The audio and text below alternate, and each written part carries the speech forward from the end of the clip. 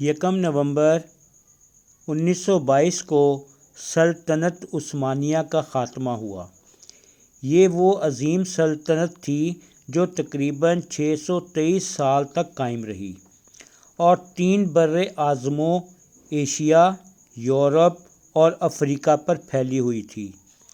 اس 600 سالہ دور میں عثمانی سلطانوں نے اسلام، انصاف، علم اور تہذیب کو پوری دنیا میں پھیلایا، لیکن وقت کے ساتھ دشمنوں کی سازشوں، اندرونی کمزوریوں اور پہلی جنگ عظیم کی تباہ کاریوں کی وجہ سے سلطنت بہت کمزور ہو گئی۔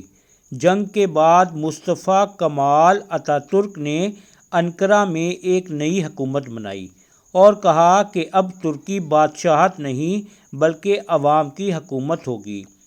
پھر یکم نومبر 1922 کو ترکی کی اسمبلی نے فیصلہ کیا کہ سلطنت اور خلافت دونوں ختم کر دی جائیں۔ اس کے بعد آخری عثمانی سلطان محمد ششم وحید الدین نے تخت چھوڑا اور ملک چھوڑ کر چلے گئے۔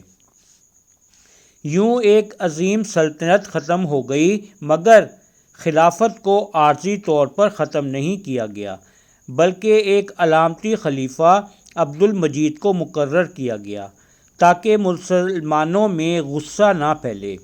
مگر پھر 3 مارچ 1924 کو مصطفیٰ کمال اتاترک کی حکومت نے خلافت عثمانیہ کو بھی ختم کر دیا۔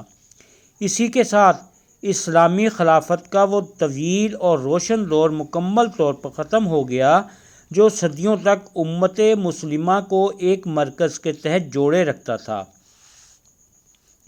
یہ دن مسلمانوں کے لیے انتہائی دکھ بھرا دن تھا، کیونکہ خلافت عثمانیہ کے خاتمے کے ساتھ امت مسلمہ کا عالمی اتحاد بھی ٹوٹ گیا اور اس طرح مسلمانوں کا شیرازہ بکھرنا شروع ہو گیا۔